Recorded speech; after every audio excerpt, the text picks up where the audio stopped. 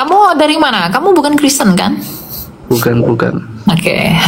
Mau Tapi tanya apa? nggak, kita tuh sering bertanya-bertanya tentang Kristen, kan pacar saya Kristen, kita Islam kan. Makanya kita Mau tanya apa? kita pernah dengar katanya yang percaya Yesus itu pasti selamat. Ya, betul. Nah, maksudnya kalau saya kan pernah jawab kalau di Islam itu apa maksudnya apa? Kalau mau percaya Islam itu harus yang berakal. Contohnya, maksudnya berakal itu seperti contohnya orang gila itu tidak wajib beragama. Terus bagaimana nasib orang gila kalau statementnya dari Kristen itu yang percaya Yesus pasti selamat? Kan orang gila gak paham agama.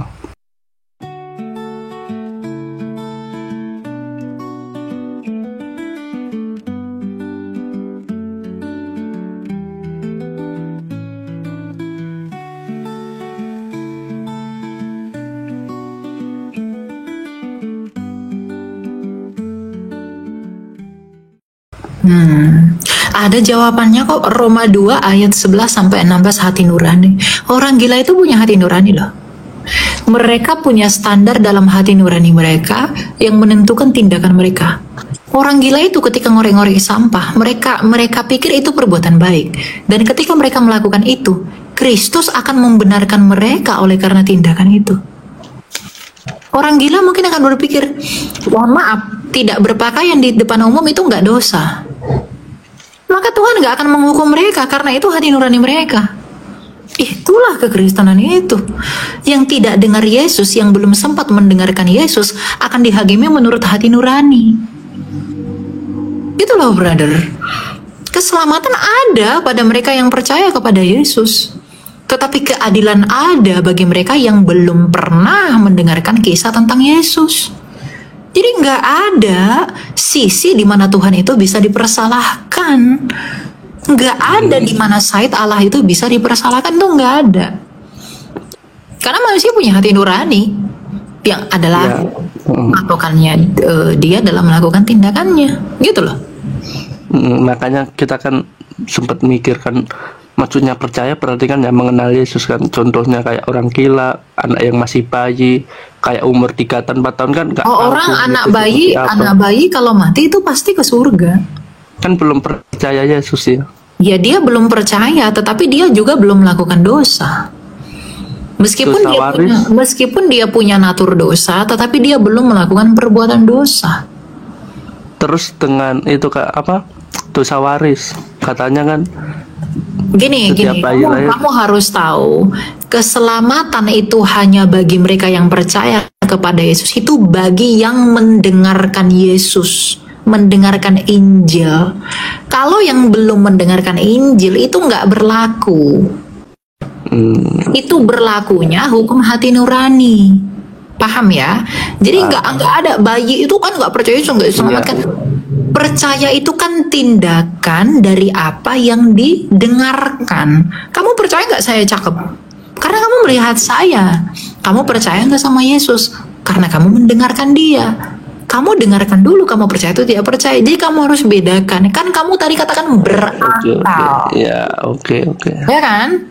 Jadi berakal itu begitu, logika itu begitu. Percaya tidak percaya itu respon dari apa yang terjadi. Jadi nggak mungkin bayi nggak tahu apa-apa yang terjadi lalu kamu paksakan dia merespon, itu nggak bisa.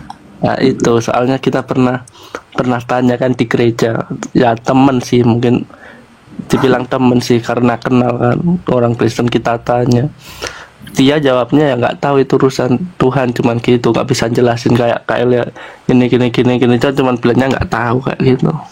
Ya nggak tahu karena belum belajar aja. Semua orang Kristen tuh nggak perlu, semua orang Kristen kalau mau belajar itu pasti bisa. Ya banyak orang yang lebih hebat dari saya. Saya nggak bilang saya hebat ya. Saya cuma mempertanggungjawabkan iman saya aja. Cuma saya membagikan gitu. Bisa, semua orang tuh belajar bisa. Gitu. Kamu pun kalau mau belajar ya kan siapa tahu boleh. Paham. Iya. Ada lagi yang mau komen? Ya mungkin kan banyak kan kayak ya Kristen itu banyak kan kayak Pantekosta, Ortodok, Advent atau apa. Kenapa kok Tuhannya sama tapi kayak dari ajarannya berbeda, kayak contohnya nggak Advent, nggak percaya, nggak ada Natal, nggak makan babi. Terus Kristen yang ini makan babi, ada Natal, kayak gitu maksudnya. Ya, itu hanya cara pandang saja. Ya, sama seperti misalnya di Muslim, karena kamu Islam ya, ada Syiah lah, ada Sunni lah, ada apalah, banyak banget ya. Nah, di Kristen pun ada yang begitu. Perbedaan gereja, perbedaan ada yang membolehkan makan ini, nggak boleh makan ini, yaitu hanya hal-hal kecil, secondary, gitu loh. Padahal yang masuk surga dikatakan dalam Wahyu itu semua umat loh. Umat Katolik, umat Protestan, umat Ortodoks, umat Karismatik. Itu semua masuk loh. Jadi nggak dibilang hanya satu umat. Ada ayatnya dalam Wahyu. Kita lihat ya.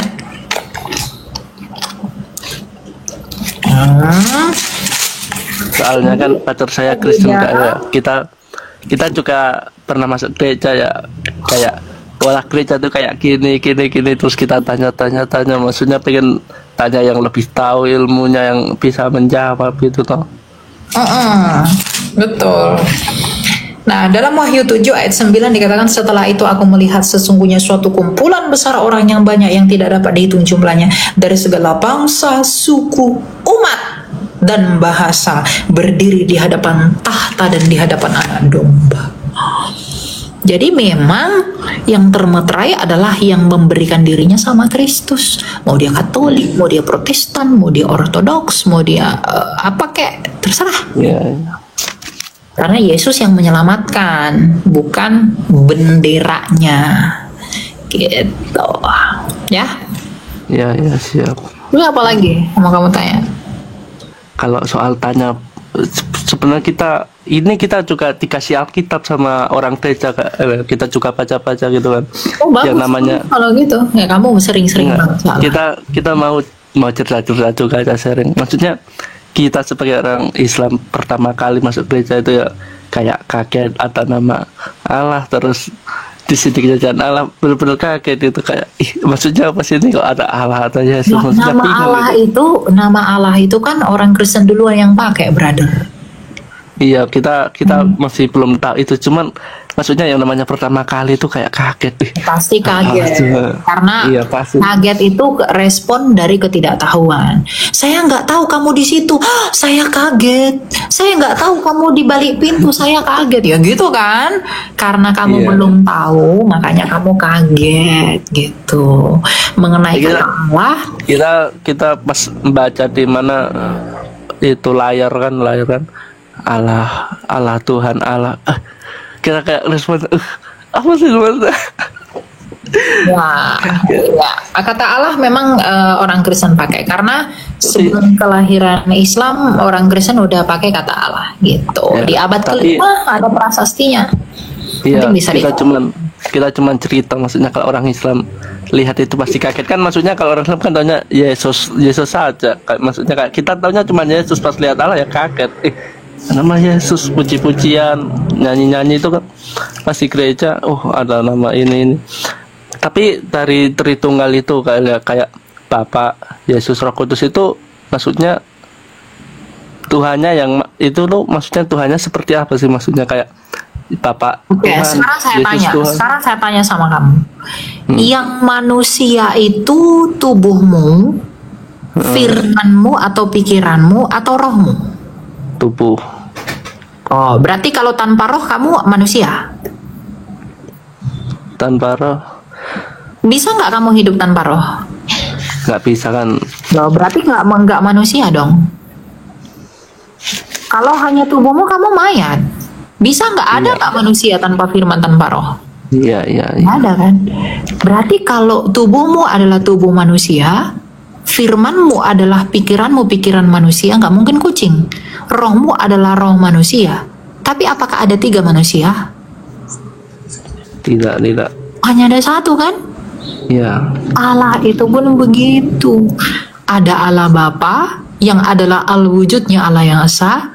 Ada firmannya Bapa, akal budinya Bapa, itulah Yesus yang disebut anak. Dan ada rohnya Bapa yang adalah hidupnya Bapa, itulah Roh Kudus. Kalau Bapa adalah Allah, berarti firmannya Bapa yang adalah Yesus dan rohnya Bapa yang adalah Roh Kudus adalah Allah. Tapi tidak ada tiga Allah, hanya ada satu Allah. Ya, kita masih belajar di situ, makanya kita tanya kayak yang lebih tahu. Itu pas tuh begitu. Kita lebih mau tanya yang lebih tahu aja. Soalnya kalau tanya yang nggak tahu tuh kayak bikin bingung loh kayaknya. Ya makanya cari sumber belajar yang tepat, jangan yang asal-asalan. Makanya tadi pas live kan, cobalah gitu. Maksudnya kita belajar lagi yang lebih tahu kayak gitu. Oke ya, gitu ya. Kalau di Matius 26 sampai 30 itu kan perjamuan terakhir Yesus kan. Siapa yang mau ditanya? Di ayat di ayat 29-nya itu kan intinya di ayat 26 itu intinya kan inilah tubuhku, inilah kayak pengampunan dosanya, di sini kan minumlah gitu kan. Darahku yang ditumpahkan bagi banyak untuk pengampunan dosa-dosa. Nah, di ayat selanjutnya kan Yesus ngomong, aku ini kan menuju ke Yesus kan. Kayak aku berkata kepadamu, mulai sekarang aku tidak akan minum lagi hasil pokok anggur ini sampai pada hari aku meminum hasilnya yang baru bersama kamu dalam kerajaan Bapakku. Sesudah menyanyikan nyanyian pujian, pergilah Yesus dan muridnya ke Bukit Zaitun. Berarti pas Yesus ngomong ini kan udah gak ada perjamuan kan? Ya itu kan perjamuan untuk berikutnya sampai nanti Maranatha, perjamuan kudus itu. Makanya dalam 1 Korintus 11 aturan perjamuan dikasih tahu Rasul. Itu kan perjamuan yang dimulai awal-awal. Setelah itu baru ada perjamuan. Kan setelah dia merasakan cawan itu penyalipan. Maka kita memperingati penyalipan itu, memperingati tubuhnya Kristus dan darahnya Kristus melalui perjamuan kudus. Jadi perjamuan kudus itu akan terus-terusan sampai Yesus datang kedua kali. Baca 1 Korintus 11. Nah, iya Kak. Ya, kita maksudnya Kak Elia juga bilang barusan kalau Yesus itu datang 2 kali ke dunia, yaitu di saat waktu itu sama nanti di akhir zaman kan itu. Betul. Nah, terus waktu Paulus di perjalanan ke Damsyik itu Yesus turun berapa kali? Di situ kita juga mikir. Itu bukan Tuhan Yesus yang turun dalam pengertian dia datang kedua kali. Itu Shekinah. Kamu tahu Shekinah? Nggak tahu. Itu penampakan. Paulus itu nggak melihat wajahnya, makanya dia buta. Yang dia lihat itu terang karena Allah itu terang. Makanya Tuhan Yesus berkata, akulah terang dunia. Tapi waktu kita nonton filmnya, Yesus turun ke bumi kan? Ya itu film. Itu film. Tuhan Yesus tuh nggak melihat wajahnya Tuhan Yesus tuh seperti apa. Dia nggak lihat. Karena dia yang ada itu terang, makanya matanya Rasul Paulus itu buta. Dia buta karena dia melihat terang. Makanya dia didoakan, ditumpangkan tangan untuk sembuh dari matanya. Tapi yang berbicara itu Tuhan Yesus. Ada saksi yang mendengarkan itu dalam perjalanannya ke Damsyik, orang-orang yang menyertai dia ke Damsyik. Tapi itu penulisannya Paulus ya kayaknya. Iya, itu kisahnya Rasul Paulus.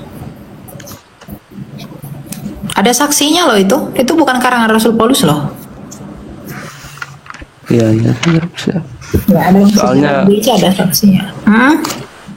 Soalnya kan itu kita pas cari-cari tahu kan banyak yang bilang kan kalau orang yang lagi belajar Kristen itu bukan. Kalau umumnya Kristen kan kalau ditanya pengikut Yesus, tapi di Alkitab di Kisah Para Rasul 11 ayat 26 itu kan Paulus punya murid terus dinamai Kristen kan, jemaat pertama di Antioquia itu. Makanya banyak yang bilang Kristen itu pengikut Paulus. Dalilnya di mana? Kisah Para Rasul 11 ayat 26. Karena murid pertamanya disebut Kristen kayak gitu. Nggak ada dari murid pertama disebut di Antioquia lah untuk pertama kalinya disebut Kristen. Kristen itu Iya. ejekan orang pada masa itu yang mengikuti Yesus. Kristen itu dari kata Yunani Kristianos, dalam bahasa Ibraninya disebut Mesihim. Jadi itu ejekan-ejekan orang. Nah, ejekan-ejekan itu disebut sebagai identitas sekarang. Jadi bukan karena si Paulus ngajarin, enggak. Sebelum Paulus kan ada rasul-rasul, ada Petrus, ada Lukas, ada Matius, ada Markus, ada Bartolomeus, ada Andreas, sukses rasul itu kan Iya. Yakobus. Iya. Itu di sana. Jadi Iya, kerasulan iya, Rasul iya. Paulus itu dikonfirmasi oleh rasul-rasul yang lain. Jadi Rasul Paulus itu enggak, oh aku adalah rasul ngaku-ngaku, enggak. Dia diakui oleh Petrus yang adalah muridnya Tuhan Yesus sendiri. Dia diakui oleh Lukas, makanya dicatat di Kisah Rasul. Yang nulis Kisah Rasul itu Lukas. Kalau yang diakui Yesus itu di ayat apa, Kak? Ya Tuhan Yesus mengakui Rasul Paulus dengan penampakan itu. Makanya dia utus Rasul Paulus. Makanya dia bertobat. Oh iya. Kalau Tuhan Yesus tidak jamah Paulus, dia nggak mungkin bertobat. Wong dia orang jahat kok. Yang suka bunuh-bunuh orang Kristen pada waktu itu. Dia Iya, bertobat. dulu namanya Saulus. Iya. Jadi Paulus. Oke, gitu ya. Kita lanjut ya. Soalnya banyak di bawah. Enggak kali ya, bener lagi kayak tua lagi kali ya. Biar Oh ya, puas, biar puas maksudnya. Soalnya kayak ganjel maksudnya kayak yang itu apa? Mungkin soal poligami dulu. Nah, soal poligami maksudnya kan kalau poligami kan laki-laki mempunyai istri banyak kayak 4, 5 itu namanya kan poligami. Tapi kalau kita belajar ke belakang Daud itu kan istrinya berapa? Itu 5 kan kayaknya yang kita tahu maksudnya. Nah itu apa bukan poligami itu? Itu poligami, tapi itu kan perjanjian lama. Itu di zamannya sebelum Tuhan Yesus datang. Setelah Tuhan Yesus datang, dia memperbaiki. Makanya Tuhan Yesus itu mengatakan kepada orang Israel, Ya. itu diizinkan karena pemberontakan orang Israel. Tapi Tuhan Yesus di perjanjian baru berkata enggak, karena sesungguhnya satu laki-laki hanya untuk satu perempuan. Makanya kekristenan itu mutlak monogami. Enggak boleh seperti di imammu, satu laki-laki untuk 4 perempuan tuh nggak bisa. Nah, makanya itu kan banyak yang bilang kayak gini, poligami itu nggak boleh. Coba lihat itu Daud istrinya berapa, nabi-nabi dulu istrinya berapa ratusan, nah, kayak gitu kan. Kayak lihat aja dulu kayak apa gitu. Makanya kita tanya. Ya. Terus ini yang terakhir katanya kan kita pernah dengar kan kalau di perjanjian lama kayak Keluaran, Kejadian itu kan kitabnya Yahudi gitu kan. Kenapa bisa tadi Kristen kayak dibilang nebeng kayak gitu? Mas, itu mungkin bisa dijelasin. Maksudnya kita masih bingung di situ juga soalnya emang Musa itu kan kayak Yesus kan emang dulu kan kayak diberi kayak utusan buat Yahudi kan. Kalau dibilang nebeng enggak lah. Yahudi yang nebeng kami orang Kristen. Naskahnya orang Yahudi itu abad keberapa? Itu abad ke-10. Naskah Masorah itu abad ke-10. Kodeks Aleppo dan Leningrad itu abad ke-10, 910. Yang orang Kristen pakai Septuaginta. 3 abad sebelum Yesus datang ke dunia. Jadi jangan bilang orang Kristen contek Yahudi. Enggak, orang Yahudi yang contek kami. Makanya itu kita kayak tanya kan biar lebih jelasnya kayak seperti Ya apa. Tapi memang kalau nggak ada. Jadi dengar dulu. Jadi nggak ada perkataan orang Kristen tuh contek-contek Yahudi itu nggak ada. Septuaginta tuh itu yang dipakai Tuhan Yesus di perjanjian baru. Makanya satu iota pun tidak akan dihapuskan. Iota itu kata Yunani. Sinagoga itu bahasa Yunani. iya sinagoga pernah dengar. Iya, itu bahasa Yunani. Jadi jangan bilang orang Kristen contek Yahudi. Enggak. Iya, makanya itu Kamu bisa kita bilang tanya. nggak? Kamu bisa bilang nggak sama orang Yahudi? Kamu tunjukin naskah Ibrani asli yang lebih tua dari Septuaginta. Nggak ada. Nggak ada. Tapi kalau dibilang Kristen sama Yahudi duluan Kristen berarti. Yahudi pasti lebih duluan Yudaisme. Tapi naskah yang mereka punya kan lebih duluan punya kami, Septuaginta. Dan orang Yahudi mula-mula pakai Septuaginta, Tuhan Yesus saja pakai Septuaginta. Nggak ada tuh, nggak ada. Septuaginta itu apa kali ya? Septuaginta itu naskah perjanjian lama berbahasa Yunani.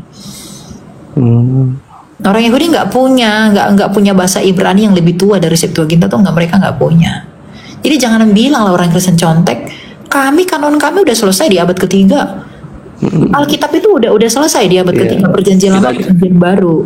Kita cuman mau cari tahu apa yang benar, maksudnya benar nggak sih ini, kayak katanya Keluaran itu kan kitabnya Yahudi, Kejadian itu kitabnya Yahudi kayak gitu.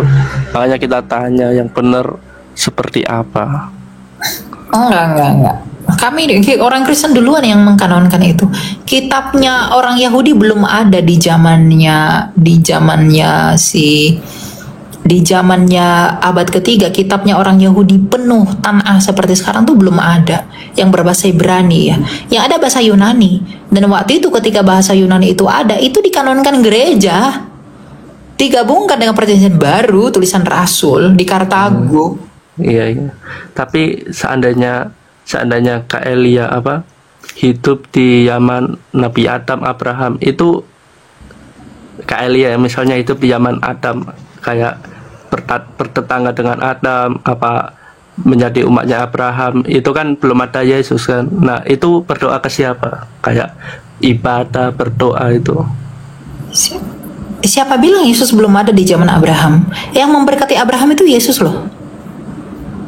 Yesus kan firman yang menampakkan diri kepada Abraham, Melkisedek kan. Melkisedek itu Yesus, Ibrani 7. Di zamannya Musa. Siapa bilang Yesus yang bertemu dengan Musa di gunung itu Yesus loh. Makanya Tuhan Yesus berkata, aku mengutus para nabi. Tuhan Yesus kan firman. Cuma namanya Yesus belum dinyatakan. Dulu disebut sebagai Malah Adonai, Malah Yahweh, segala macam. Masih teofani, belum inkarnasi. Jadi kalau kamu katakan bahwa Yesus belum ada di sana, kami berdoa kepada siapa? Orang Abraham itu berdoa kepada Allah. Dan yang menemui mereka itu firman-Nya Allah, Yesus yang bertemu. Dengan Abraham lah segala macam. Makanya Tuhan Yesus berkata, Abraham telah melihat hari-hariku dan dia bersuka cita. Bahkan Tuhan Yesus bilang, sebelum Abraham ada, aku ada. Gitu. Tapi kan itu kan ucapan Yesus ya, yang aku ada sebelum Abraham ada, itu ucapan Yesus. Itu ucapan Yesus sendiri. Tapi Kak Elia pernah baca ayat Yesus yang bunyinya Aku berkata bukan dari diriku sendiri, melainkan. Betul. Memang Tuhan Yesus nggak berkata dari dirinya sendiri. Dia berkata dari apa yang dia dengar dari Bapa. Karena dia di dalam Bapa. Sama seperti firman saya di dalam saya. Itu membuktikan Yesus itu ilahi. Itu membuktikan Yesus itu Allah. Dia yang maha kuasa. Kenapa? Karena dia di dalam Bapa. Oh iya dong, dia di dalam Bapa. Jadi ketika ada orang berkata, aku tidak dapat buat apa-apa dari diriku sendiri, lalu orang mengatakan bahwa Yesus itu bukan Tuhan dari argumentasi itu salah. Justru dia sedang membuktikan Yesus itu Allah. Dengan mengatakan itu, dia membuktikan Yesus itu Allah. Karena memang Yesus nggak mungkin berkata-kata dari dirinya sendiri. Dia mengatakan apa yang dia dengar dari Bapa, karena dia bersumber dari Bapa yang adalah Allah. Nah, karena dia di dalam Bapa yang adalah Allah, otomatis dia Allah. Logikanya begitu. Jadi kalau orang mengaku berakal, dia harus mengerti hal ini. Kalau dia nggak mengerti hal ini, nggak berakal. Karena itu konsekuensi logisnya, brother. Kesatuan hakikat berbeda realita. Makanya itu kita waktu baca di Kejadian 18 ini kan Tuhan menampakkan diri kepada Abraham dekat pohon terbantin milik Mamre ketika ia duduk di pintu kemahnya pada saat hari panas terik. Ia melayangkan pandangannya dan melihat 3 orang berdiri jauh darinya. Nah, 3 orang ini siapa kalian? Ya, beberapa penafsir mengatakan itu Tritunggal. Makanya kan kita mikir tiga ini siapa, makanya kan kita pengen tahu. Kalau Tuhan satu kan maksudnya ya satu orang atau berapa Tiga itu kan penampakan ya, itu kan cuma penampakan. Jadi ketika Allah menampakkan dirinya sebagai tiang awan, apakah Allah itu awan? Apakah ketika dia menampakkan dirinya sebagai api, apakah Allah itu api? Ketika dia menampakkan dirinya dalam bentuk Melkisedek, apakah memang wujudnya si Melkisedek itu? Enggak, Allah itu roh, dia itu tidak berwujud. Tetapi dia bisa menjadi apa yang dia mau jadi 3 orang kek, mau jadi 1000 kek, mau jadi pohon kek, mau jadi manusia, mau jadi malaikat, mau jadi apa, terserah. Itu urusan Allah. Oh, dia maha kuasa kok. Justru kalau Allah tuh nggak mungkin jadi manusia, itu nggak Allah yang maha kuasa. Nggak bisa percaya, jangan percaya kepada Allah yang begitu. Gitu. Jadi Allah itu jangan dibatasi. Gitu ya. Kita lanjut, siap, soalnya siap. banyak di bawah yang masih. Ya siap, makasih kali ya. Oke.